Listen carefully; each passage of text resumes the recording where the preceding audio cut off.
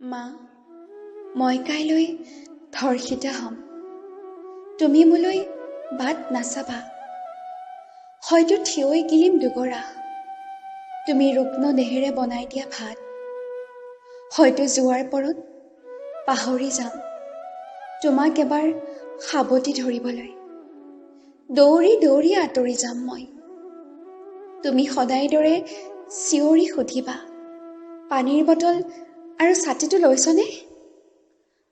ময়ো চিঞৰিয়ে ক'ম, লৈছো। অথচ উভতি নাচাম। মা, মই কাইলৈ ধৰ্ষিতা হ'ম।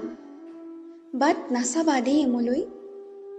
উভতাৰ পৰত এন্ধাৰে গিলিব নিশাটো। গোমা হৈ থাকিব আকাশখন।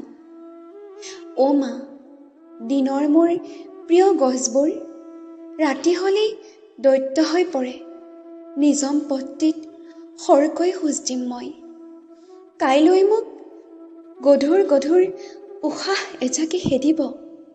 মই দৌৰিম, উজতিও খাম, আৰু হঠাতেই মই চুঁচৰি যাম জোনাক নেদেখা এন্ধাৰৰ মাজলৈ। ভয়ত জিভাখন শুকাব মোৰ।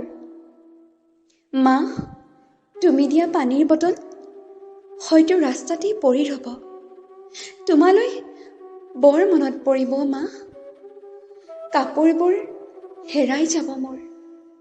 কোনোবাই মোক চেলেকিব, কোনোবাই খামুচিব, কোনোবাই কামুৰিব আৰু কোনোবাই খুচিব মোক।